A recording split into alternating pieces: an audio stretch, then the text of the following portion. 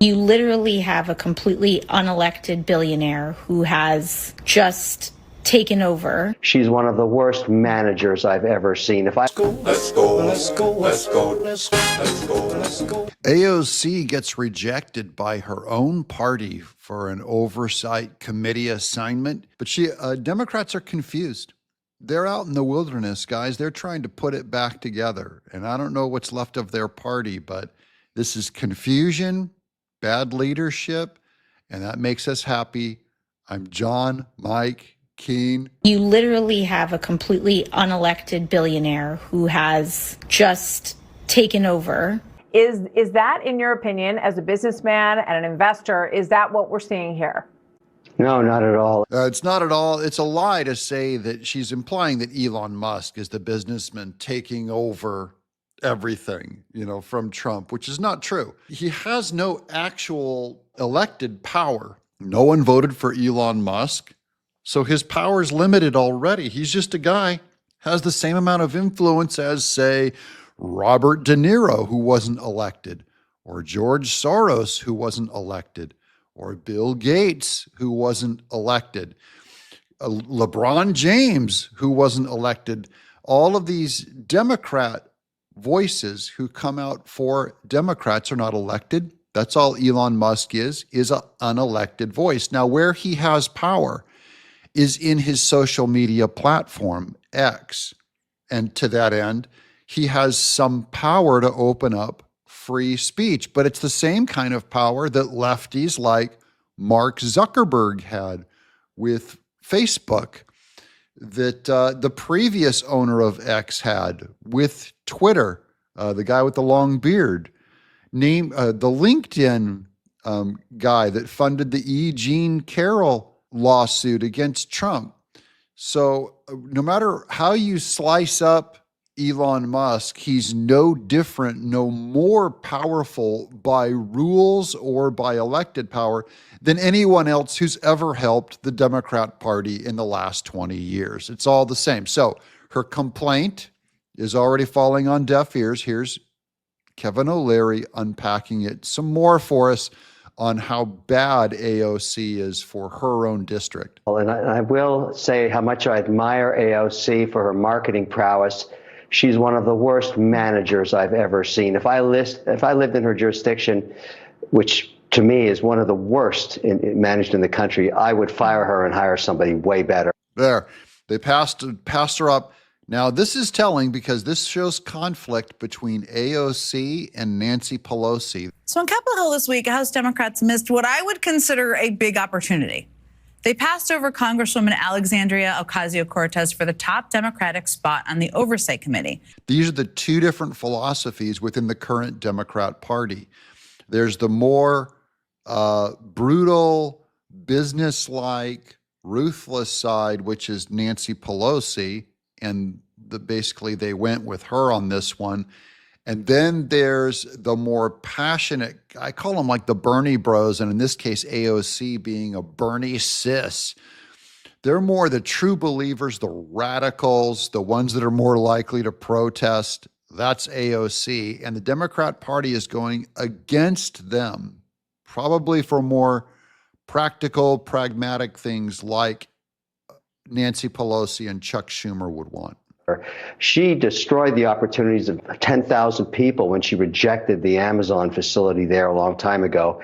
I have never forgiven her for that, but I admire her ability to just get in front of her phone, post social media, raise $10 to $15 at a time by saying outrageous things over and over again.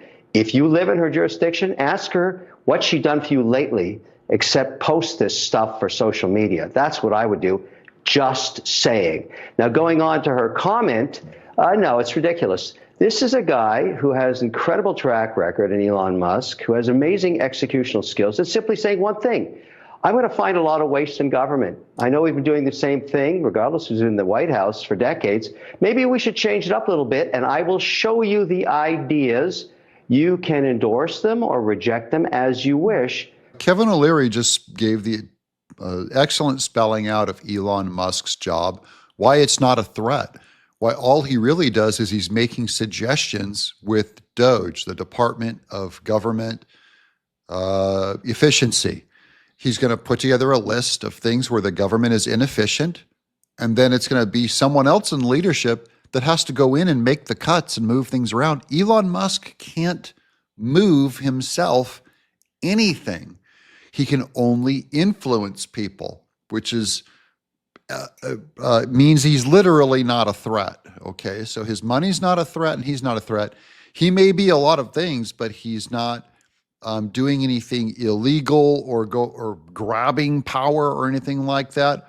Although his social media and his influence is undeniable. He has enormous influence.